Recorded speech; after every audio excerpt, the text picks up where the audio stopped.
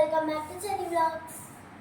So ఈ వీడియోలో అయితే నాకు తెలిసిన కొంచెం స్పోకెన్ ఇంగ్లీష్ అయితే నేర్పిస్తాను friends. So let's learn. So ఈ వీడియోలో అయితే మనము రోజు చేసే పనుల గురించి ఎలా మాట్లాడాలో నేర్చుకుందాం. ఫస్ట్ ఇంగ్లీష్లో వర్బ్ అంటే ఏంటో తెలుసుకుందాం. సో నేను సపోజ్ ఆడుతున్నాను, ప్లే అనేది ఒక వర్బ్.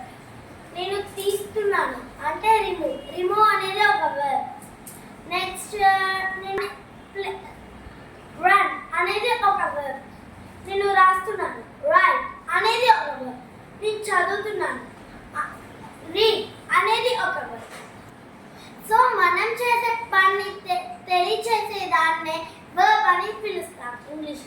సో ఈ వీడియోలో మనం డైలీ చేసే పనుల గురించి ఇంగ్లీష్లో ఎలా మాట్లాడాలో తెలుసుకుందాం.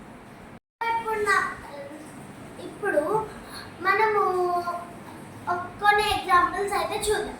సో నేను మార్నింగ్ 7 o'clock లేస్తాను. I wake up at 7 o'clock.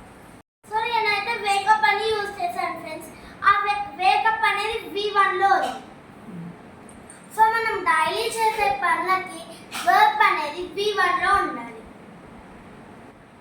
Some more sentences let's see. నేను ప్రతిరోజు వాకింగ్కి వెళ్తాను అంటే I go for walk. Go అనేది verb V1లో ఉండాలి. ప్రతిరోజు మిల్క్ తాగుతాను. I drink milk every day. So drink అనేది verb లో ఉంది అంటే V1.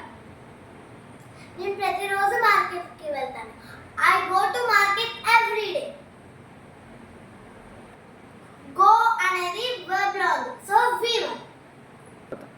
ప్రతిరోజు మా ఫ్రెండ్స్ ని మీట్ అవుతాను. I meet my friends every day. Meet verb లో ఉంది V1. ప్రతిరోజు స్కూల్కి వెళ్తాను. I go to school every day. Go అనేది వర్బ్ V1. ప్రతిరోజు నేను మా అమ్మకి హెల్ప్ చేస్తాను. I help to my mother every day. So help అనేది V1 లో ఉండాలి. మనం రోజు చేసే పనులకి రెగ్యులర్గా చేసే పనులకి V1లో మాట్లాడాలి.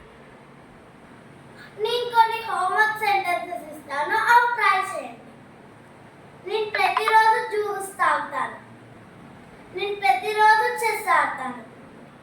నేను ప్రతిరోజు న్యూస్ చూస్తాను. నేను ప్రతిరోజు స్నానం చేస్తాను. నేను ప్రతిరోజు మెడిటేషన్ చేస్తాను. ఈ 5 sentences try చేయండి ఫ్రెండ్స్.